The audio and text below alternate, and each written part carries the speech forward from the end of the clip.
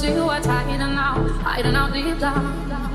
Yeah, I know I've heard that you're feeling so. It's the only way to make friendships go, but I'm too afraid now.